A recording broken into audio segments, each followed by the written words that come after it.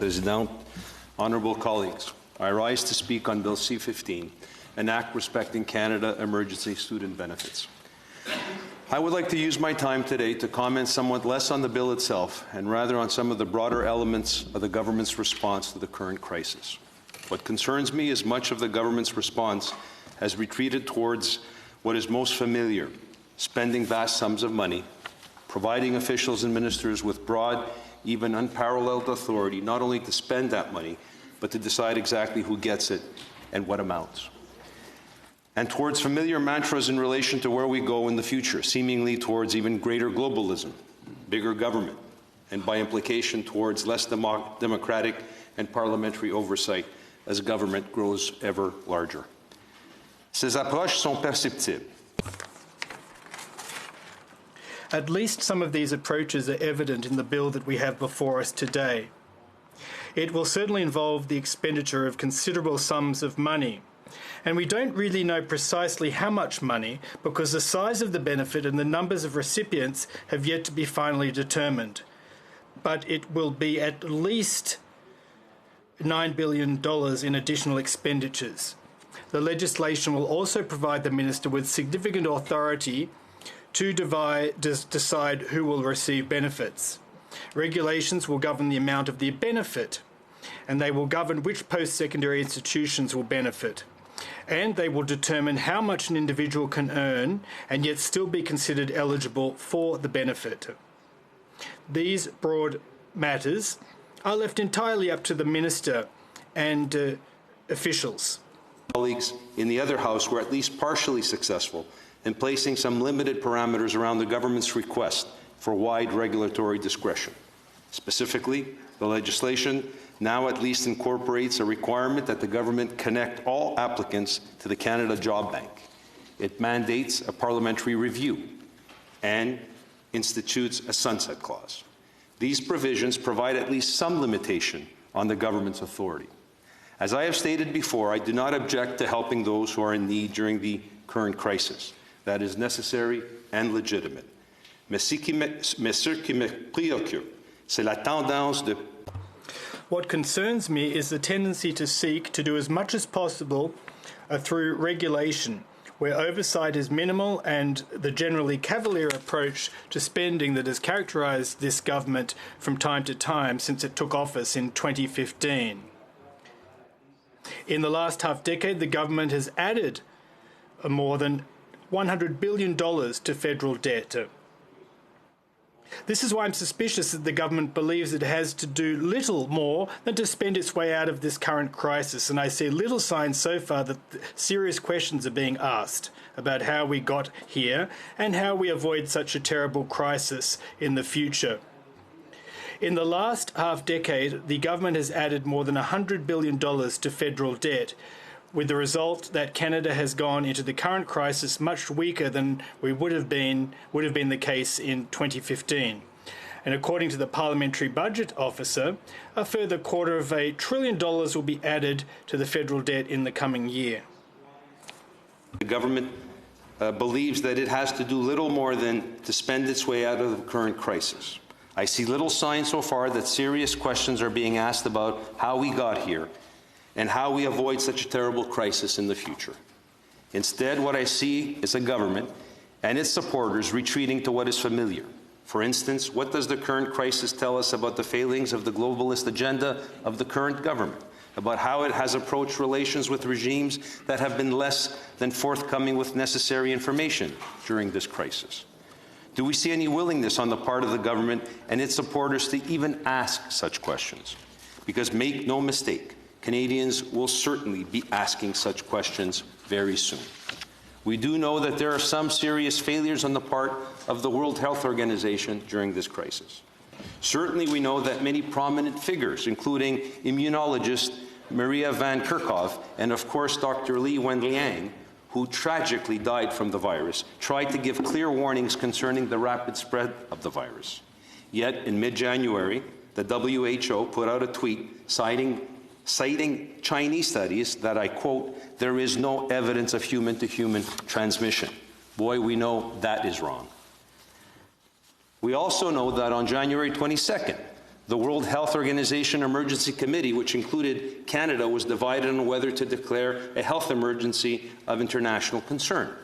We know that this decision of the committee on January 22nd was at least heavily influenced by China, which was firmly against declaring a public health emergency.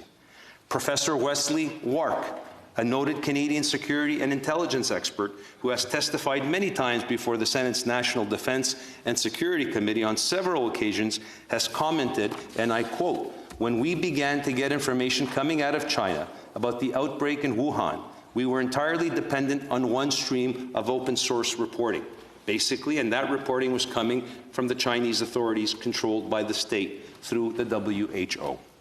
I'm not saying that this should lead us to stark solutions related to Canada's relationship with the WHO, but it should at least require us to be open to the organization's shortcomings and about the political realities which have governed how that organization has been operating. But I don't see such honesty and frankness from the government. We saw a simple question I asked of the minister earlier today, and all I got was basically pushing it to the side of, it wasn't me, I don't know, and so on and so forth. We simply don't know why, despite its shortcomings, the WHO seems to have entirely framed the timing and nature of Canada's response. Some states, Taiwan, for example, adopted their own national approaches based on their own analysis, which did not rely solely on the WHO pronouncements, as did a few other countries. These were subsequently proved to have been much more reliable. Israel, too, took firm national measures early on, weeks before the first Israeli COVID patient was diagnosed. These measures included strict border controls in place in late January, social distancing in February, and measures to stock up on the required medical and protective supplies. A country like Greece, right next to the epicenter in Europe of Italy, took similar measures. All these countries have been lightly hit compared to us and others. Canada didn't take any of these measures. We didn't build in a bias towards multilateral and multinational analysis through the WHO. I think it's a question, colleagues, that we need to ask. I recently read a comment by Senator Harder in an article on multilateralism in which he lamented, and I quote, "We're suffering from a collective breakdown of multilateralism," end of quote. Well, I would submit that there's a good reason for that. Multilateralism in its current form and through current institutions quite simply failed us in this current crisis. I would argue that the Senate should now be in the forefront, of asking the hard questions that are becoming increasingly evident as a result of this crisis. And they are: how will we protect ourselves against a similar global health crisis in the future? What steps do we need to take to ensure that we have a higher level of emergency preparedness in Canada than we've seen over the last few months? What steps do we need to take to improve our border security and to ensure that we are able to respond with flexibility and rapidity in a future crisis that emanates from outside this country? What steps do we need to take to identify goods vital for our national security and ensure that we have secure national regional supply chains to meet those requirements? What lessons must we take from the current crisis to reduce our vulnerability in the face of global security threats and challenges? And how will we accomplish all these objectives and restore our economy, which is in miserable shape right now, given more restricted and finite national revenues? Colleagues, these are important questions that we all need to reflect on and have solutions for Canadians. Certaines personnes hésiteront peut-être à accepter. There may be a reluctance on the part of some to accept that their income is going to be more restricted in the years ahead, but I think it's incumbent upon all of us to start facing up to some hard fiscal realities.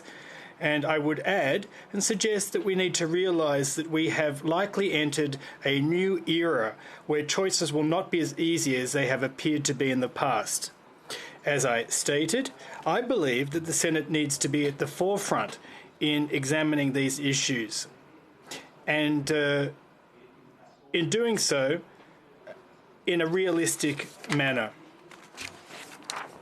Of Canadian opinion, that is the role of national parliament and certainly the role of this upper chamber. In this respect, I would like to quote from a recent article by Carleton University professor Philippe Lagacé, who wrote, and I quote, "The pandemic has made room for an elusive ideal of democracy, one where ideas, not factions compete to shape government policy, and evidence adjudicates between them. The emphasis is less government by the people than by the knowledgeable. A fair number of voices insist that this is not the time for Parliament to sit or for political parties to play their usual role. This view should make us a bit uncomfortable. The speed with which popular politics and Parliament can be silenced should give us pause, colleagues.